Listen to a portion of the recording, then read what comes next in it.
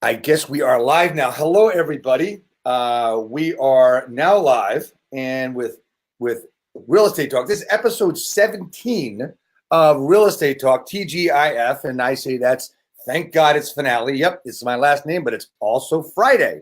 And today we have none other but the wonderful, great, fantastic number one agent in all of Union County, New Jersey. Crowned the Barbara Corcoran of New Jersey, was on the cover of Top Agent magazine, Michelle Pais. Michelle, welcome and thanks so much for being on our show today. How you doing today? I'm great. Thanks, Dave. Thanks for having me. I'm excited. These podcasts also always get me so excited. TGIF, I don't even know what that means. To me, it's looking, it's getting ready for the crazy weekend. So, right, exactly. To me, it's like a Monday. Well, exactly. You know, it's like people talk about, oh, thank God it's Friday. Oh, yeah. Well, what does that mean? I mean, for real estate agents, you keep working, but for some reason, people stop and then they go, oh, I hate Mondays. Monday's just like every other day. Yeah. Right. Yeah. So, you know, I mean, we gear up on Fridays and, I've always worked for myself more or less. And, it was Friday and then it was Saturday. And yeah, okay, Sunday's a little bit easier for me now, but not in the old days. So I gave a few of your accolades as we got on, and I posted it earlier for the promo and in the thing here. Tell me, why do you do what you do? Why are you in the real estate business? I get asked that question all the time, my big why. And you're probably expecting this amazing out of the box answer. But the reality is I am just someone that's so driven and self-motivated, and real estate just happens to be a passion. So to me, it's not work, like anything else. People look forward to certain events and hobbies, and, real estate to me is nothing but that. It's a hobby, it's a passion. And, I tell everybody, if you're passionate about what you do, you are going to be successful. And that is the key. Work in an industry that you love and that you are so excited about. And my big why, I can't tell you that, I don't have an end goal. I don't have an exit strategy. I have a commitment strategy. I am committed every single day to waking up and becoming and being the best version of myself. So that is my why. That really is. I hope that, I don't know if that's the answer you were looking for, but that's the only one I have for you. Well, that's great. And that's a great answer, but I'm gonna throw a wrench into your answer because everybody gets that why, right? And they talk about it, and that's where it ends. But here's the thing. So it's something you love to do, and you love helping people, and you're great at it, obviously.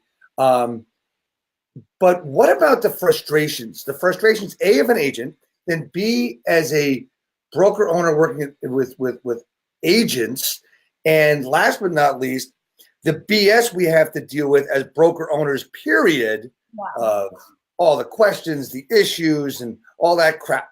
Does that get to you? And when you have a little down or you get frustrated, how do you handle that? So listen, frustrations is part of the job, and not only in real estate, but if you're a CEO of any company, you are constantly putting out fires, and that's just the way it is. It's a job. You signed up for this, so it's the way that you handle it. And listen, I'm going to be honest. I'm a human. I'm a woman, and I'm emotional. So there are times where you have to take a step back, and as much as you want to react in the moment, you kind of have to take a step back, calm, chill out, take a deep breath, and just go about it a different way. Because at the end of the day, what you say, especially what you put in writing, can come back and hurt you. So I'm someone that I've learned to calm my emotions, rather than being so reactive. Because in this business, you're constantly reacting. You have to just learn to take a step back, think of the big picture, and maybe that other person on the other side is just having a really bad day, right? And so you can't, you have to take it for what it's worth. So I am really good at, I've learned I'm a lot better now than I was, in the beginning, 15, 16 years when I started. I've learned to just, take it a step back, take a deep breath, let let the water calm, and then address the scenario. It is very frustrating. It's frustrating because you're dealing with, when my biggest frustrations, honestly, is not with the consumers. My clients, I love my clients. They're very well educated from the very beginning. I pride myself in honesty and setting the expectations early on so they know what to expect. Right. My biggest frustration sometimes is actually, the industry, the newer agents or the seasoned agents, or, that just, I'm trying to say this in a nice way. Yeah, don't say it in a nice way. Say it how you really feel. We talk straight here.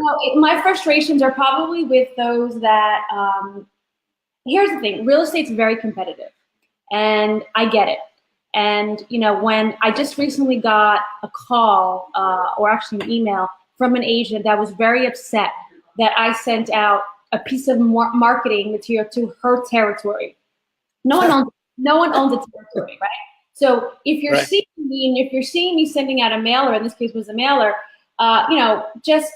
she reacted so negatively to the fact that I send out a mailer in her territory.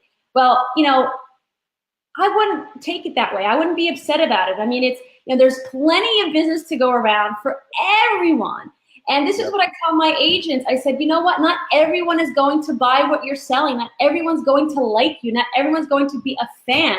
And it's okay. Just, pick the fans that you do have, or the clients that you do have, and maybe it's, 20% of the market, or 10% or 1%, whatever it is. Just make sure that those clients become raving fans. Don't worry about the rest. There's plenty of business to go out there. I think that as realtors, we should work well together. We shouldn't bash the competition. We are in the same industry, and we need to support each other, because at the end of the day, we're going to be working together. If it's not now, it's down the road. So my frustration, I guess, it's with that. But listen, I'm someone that I stay in my lane. I don't focus on the competition. I'm just trying to be the better version of myself. And that's the truth. That's really the truth. Well, that's a great answer. The interesting part about a lot of different things with what you said is that people need to worry about themselves and nobody else. And that's the great part. And this is a great segue into what we initially connected with, was the industry and what goes on in the industry. And you're right. I was a broker owner for 21 years, and my biggest issues were other agents. And just a little pet peeve of mine is when I'd ask an agent, did you call the other agent? Yeah, I did. They haven't got back to me. I said, did you call them? Well, no, I texted them or emailed them.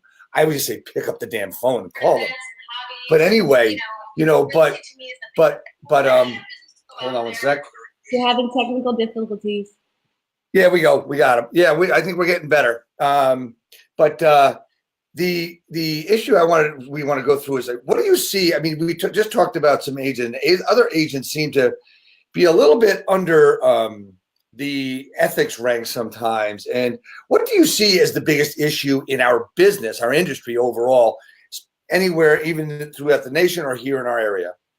The biggest issue with agents, I think that there's a huge misconception. A lot of agents are watching these reality shows like $1 Million Listing and all these different, and they see the glitz and the glam, and they think that, oh my God, I'm going to, get my real estate license, be successful, make $1 million a year. And the reality is, it is not that way, right? It takes a lot of hard work. It takes a tremendous amount of willpower and money to market yourself. A lot of people don't see real estate as being a career. This is your business. You're independent contractors. You need to invest in your business. I have agents come to me that want to work with me or work under, signature. And one of the first questions they say is, well, what are you going to do for me? And I turn around and say, well, why should we consider you? Why should we hire you? Because we've built a brand, right? We're established. I've been doing this for 17 years. I've spent millions of dollars in my business. I am someone that constantly reinvests back in the business. And a lot of these agents, they don't understand that this is your business. Like anything else, when you're starting a business, you have to market. You have to invest in your business. So I think one of the things that I've been seeing a lot is that, these shows really just have, buyers, agents have such a negative, or not a negative, I shouldn't say it's negative. It's not negative at all. I love the fact that you're seeing a lot of young agents coming into the business. When I first started, the average agent was 50, 60 years old. Those were the average. I was one of the younger agents in the field. I would go to these seminars, and I was the youngest one by far. Nowadays, you don't see that. Nowadays, I'm one of the oldest one in the room, which it's, I never thought I'd say that, but I'm the older. I'm 38 years old, but I'm the older one in the room. You're seeing I do understand. I do understand how that feels. They're in their 20s, and I love that, right? I love that because now in today's age, the real estate is done on your phone, right? And so, these millennials grew up with their phone in their hand, and that's a huge advantage that we have. But I do think that people need to realize that with any business, it is a lot of hard work. And you need to reinvest back in your business, and you need to join a brokerage that can help you, right? Because a lot of brokerages out there, and this is my another pet peeve that I have, a lot of real estate brokers out there, they will hire you just to have an extra person on their roster, right? They'll hire anybody. And a lot of companies, they look at you also as as you're paying to become part of that brokerage, right? Your fees and whatever it is, and they just hire anybody to get on their roster. So we're very different. We hire quality, not quantity. And all of my agents, they have a time frame. If they don't produce within a certain amount of time, then they're probably not the right fit, because I am not trying to be the biggest brokerage out there. That's not what I'm doing. I'm trying to be the best. So quality versus quantity, always. And I think there's a huge, huge, huge lack of education. And this is my biggest pet peeve. I think the barrier of entry should be stricter. 75 hours is not enough.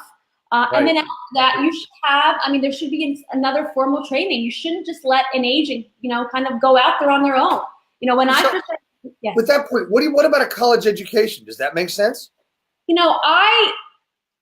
Does that make sense? I didn't graduate college. I went to college. I have maybe 6 credits away from getting my degree. I just got into real estate. I loved it so much. I'm like, this is what I want to do. I'm done.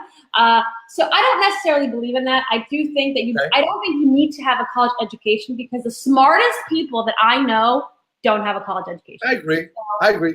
Some people say that, so I wanted to throw that out and see what your thoughts were. No, I don't think that's needed, but I do think that the barrier of entry has to be a lot stricter, because people, I get it. The schools, this is a business for them, right?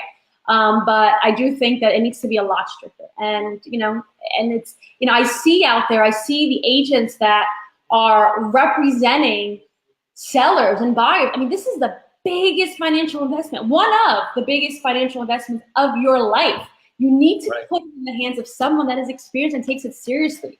When I'm on listing appointments, sometimes I hear sellers say to me, well, my cousin, my aunt, my friend, she's in the business and I have to give it to her. Why? Because she's your relative? That doesn't make sense to me. So with the hours being different and requirements, should there be any? Aside from 75 hours, now it's come a long way, but it's taken, in 40 years, it went from 30 hours to 75. Oh, wow. Truth be told, I first was licensed in 1976, and it was 40 hours. That's all it was. Yeah. I know I don't look that old. I was 2 when I took the course. So just understand that. What's that? I was 12. Exactly. So it was 30 hours. Now it's 75. I believe that if you change the entry level, you change something, it's going to improve. Yes. Would you agree with that? Absolutely. And again, quality versus quantity, right? Right. Exactly. So let me ask you, Dave, what do you think? What do I think? Wow, that's a loaded question. I tend to be quite blunt and direct. I've been back and forth with the college thing, but I think something's got to be done with ethics. I think something's got to be done with broker education more. I think that if we raise the hours of education, what do we put into it? Okay, so there's only so much you can teach in the book, right? And the rules and regulations, because they're not teaching you the business. They're teaching you how to pass a test, right? So I believe that they added some things about, so New Jersey, which we're in, that state, the forms are basically the same. I think if they taught forms, I think if they really pushed hard on some role playing and stuff and actually taught a little bit of the business, it would help. Therefore, changing 75 to maybe 100 hours or 150 hours or something like it. But I also believe that the broker needs to have more education, because let's face it, nowadays with these large offices, and some brokers can do a great job at watching over, at monitoring, managing all the agents, but most can't. You look at these companies, these offices that have 200, 300 agents. How can a broker or a manager monitor what's going on? They just simply can't. And the only time they do it is they do it by catastrophe management, tragedy management. When something happens, they jump on it and try to fix it, right? And 9 times out of 10, they're the same brokers that actually throw their agents under the bus to the other broker. Because maybe in a smaller broker, I've got a little bit more control over it and can demand more things from my agents. But, I had 50, 60 agents at a maximum, but they've got hundreds. And it's really not, I don't know if it's possible. What do you think? I mean, you look at the numbers, and I think the brokers need to have more of a responsibility in what's going on and be called on for it. Yeah, I agree with you. And the second that my company started growing, I mean, I started with, 2 people, now we're at 110.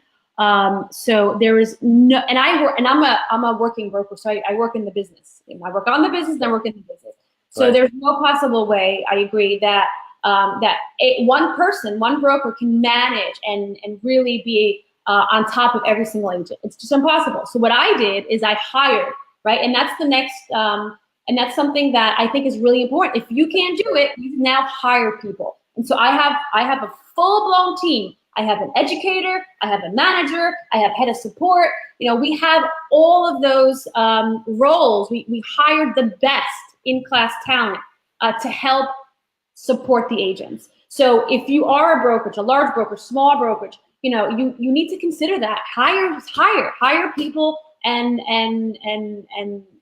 in the best in its class. You really do. And hiring is key. Hiring good people, providing a massive amount of education and training. I mean, I pride myself on training. We have webinars, we have weekly webinars, we have open door policies where an agent can come in and sit with the head of support with any questions they have or any issues that they encounter. And then we have full-blown seminars that we hold live once a month where we have, expert speakers. We just had one with Gary Large, the past president of Realty.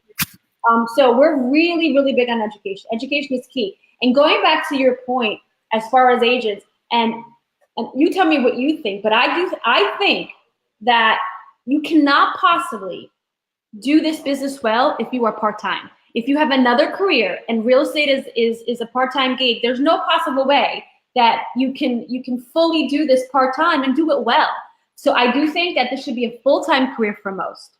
That is a question that we always ask our agents. Are you part-time or are you full-time? Well, if you're part-time, when do you plan on being full-time?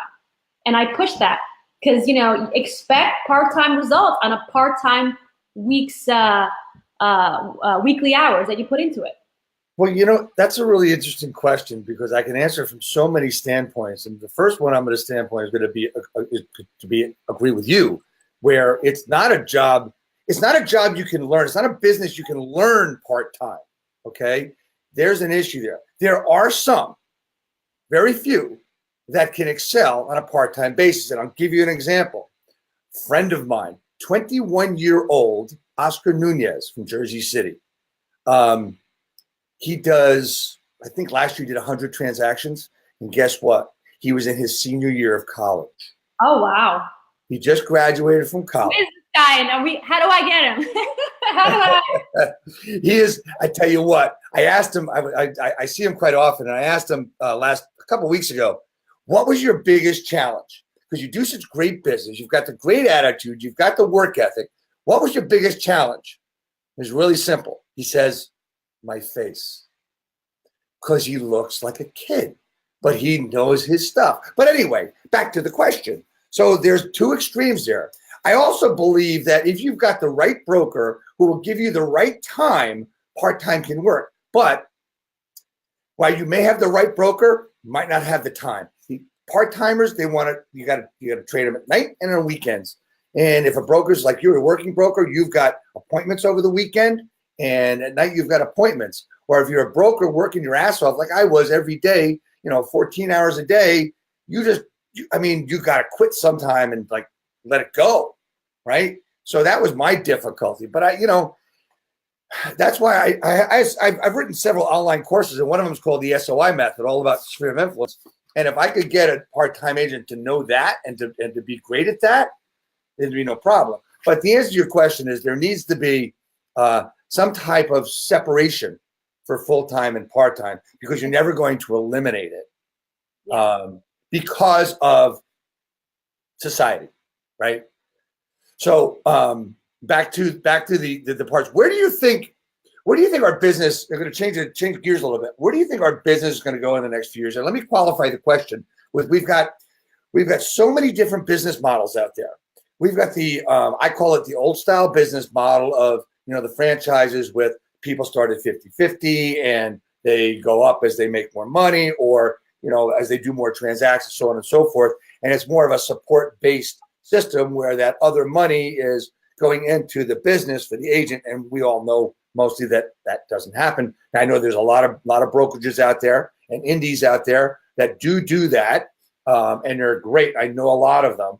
And then there's the brokerages that do absolutely nothing for you, charge you a monthly fee, charge you per transaction, and then there's the ones in between. You've got okay, let's just hit names. You got Remax, you got Keller Williams, you've got Realty One, you've got United, and I just put those they're not the same, but I just mentioned them all. So where do you think, as far as business models and business, our industry is going over the next 3 to 10 years?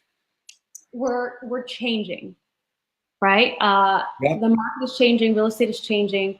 I'm starting to see a lot of discount brokerages, Purple Bricks, and I don't know the others popping up.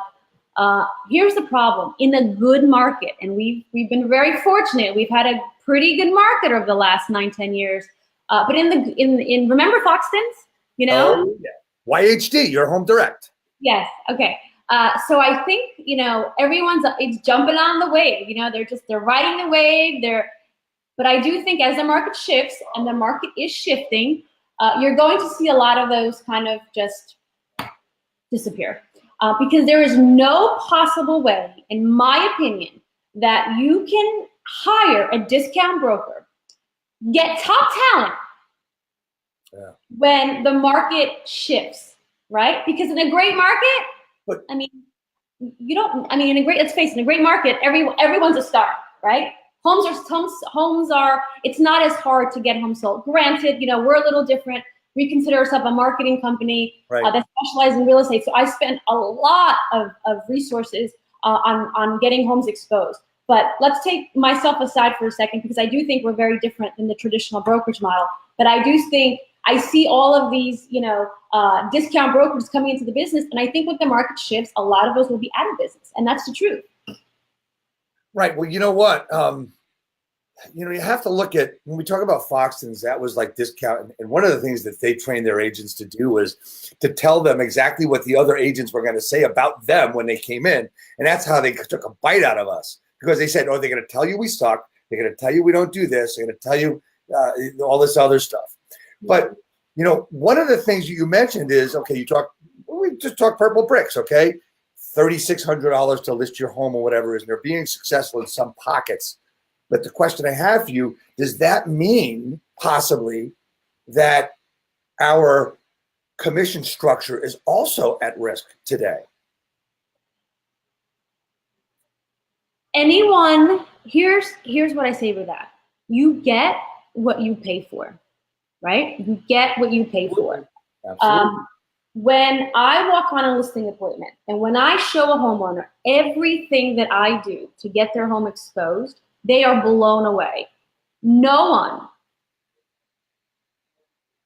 I shouldn't say anybody, no one in my area does what I do as far as client care specialist, marketing, transaction coordinator. I mean, we have everyone. We have a full-blown team on our staff, paid employees that are on our team, and you know, each one has their own.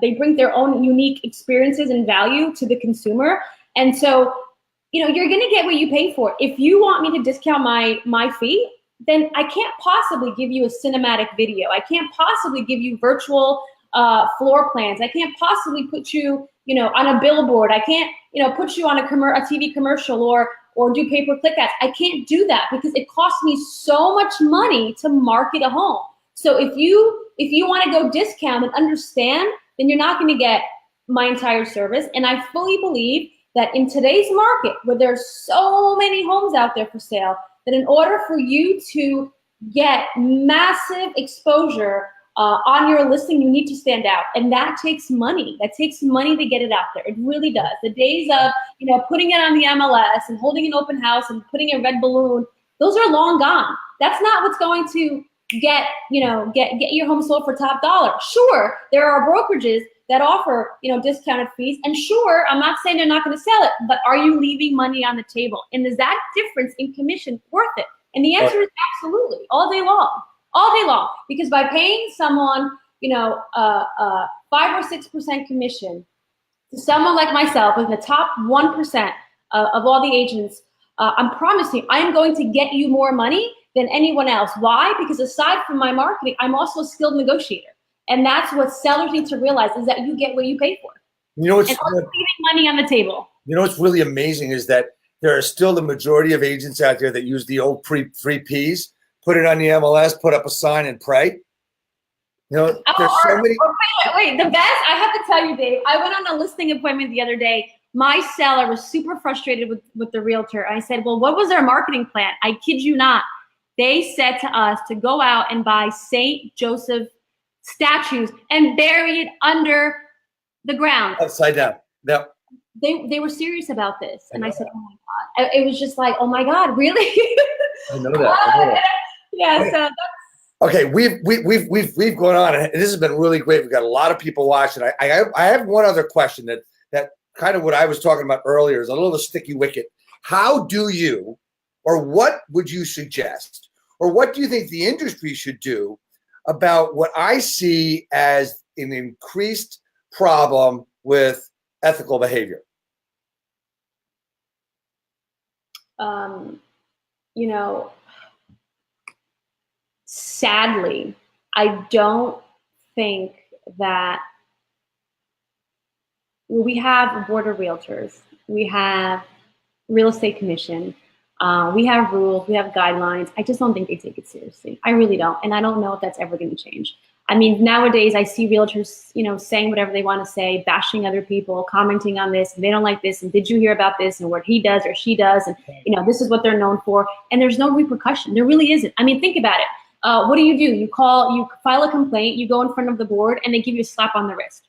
I mean, that's the repercussion. There has to be more. It has to be more serious, because you know what? You know, they say, you know, realtors, people, you know, think of us sometimes as, you know, not in the best of light. And some people ruin it for the rest of us. They're not professionals. And I think that goes back to the barrier of entry. And I think there should be a stricter guidelines. There certainly should. But you know what? Is it going to change? Really? I mean, it's a business for everybody, right? I mean, exactly. I look at it very similarly. The only thing that I would say is that I would call on the industry itself, the people in it. First of all, a lot of people don't want to make waves, and they don't want to complain, and they turn their head and walk away. I know as a broker owner, I was very careful when and if I ever made a complaint to the Real Estate Commission, because honestly, I feared two things in life: the IRS and the New Jersey Real Estate Commission, right? Yeah, because you got to understand that if you make a complaint, they're going to come and look at you. And I know, as hard as I work and hard as I try, my files aren't perfect. And I like money too much to let them come in and find me. So I believe that the best thing for us to do is to push everyone that we know is if someone does something, you grab them aside and you actually call them on it. Verbally, not physically now. So you can't do that. But I believe we need to police ourselves a lot heavier. I think that is probably the one answer. We can't legislate behavior because it's not like people are going to go to jail for it and people don't want to make complaints. So that's my thought. We've had a great time here today.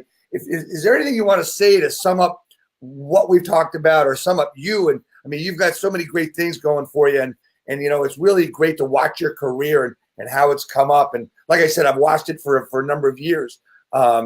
People think that's strange. Why would I watch other agents? Well, I like to see what they're doing and how they're getting better. How would you like to sum up today or your business or what you strive for? Yeah, so we actually thank you for being a fan and for watching. And I believe, I concur. I go, and the only person I'm trying to be is a better version of myself, and I am influenced by other people that are more successful, and I watch them, I follow them as well, because I do think it's really important to see what other people are doing in the sense, but not hate on them, but rather just be encouraged and inspired. So I get a lot of my inspiration from agents that are not in New Jersey, from New York or California. I mean, those are the people that I really, like to watch and shadow in a sense. So Signature Realty, thank you for that. We just got awarded the #1 independently owned brokerage in all of Northern Central Jersey. And we just won the award for the Fast 50 NJ Biz Growing Company. So something we're extremely proud of, and it takes an army. I cannot take credit for that. I have the most amazing partner, which happens to be my husband. And he is probably one of the smartest people I've ever met. And he's just amazing and just all very well-rounded. And then I have a great team. So we have 110 agents. We are kicking butt. I'm so proud of the team that I've built. I'm so proud of the people that I call my peers, my coworkers. So I have to give a huge, shout out to them, because it takes, it takes a team. It's not a one person show. And the future. So where do I see it going? You're going to see a lot more of me in 2019. I have a lot of great things in store, not just real estate related, but I'm opening up some new different, ventures that I'm becoming a part of. And and we're excited. I can't say too much about it, but we have a series of things that are launching in 2019. So that's watch out. Well, that's fantastic. And a couple of things quickly. If anyone's interested in talking with us further, you have our information here. Number 2, if you're interested in chatting about your business and your future as a real estate agent, go to reskillbuilder.com. And most importantly, Michelle, thank you so much. I hope to be able to collaborate with you on certain things in the future. It's a great intro for both of us to further know each other. And I look forward to your great things in 19. And you know what? Let's all work together and be peaceful and work hard. Thanks so much for your time. I appreciate it. Thank you so much, Dave. Thank you. Take care, everybody. Thanks for watching. We'll see you next week. We'll have another special guest. Remember, Friday, it's Real Estate Talk TGIF, Friday at 11 a.m. Eastern. And we'll be coming to you live from Boston, Massachusetts, the National Association of Realtors Convention. We'll see you next week.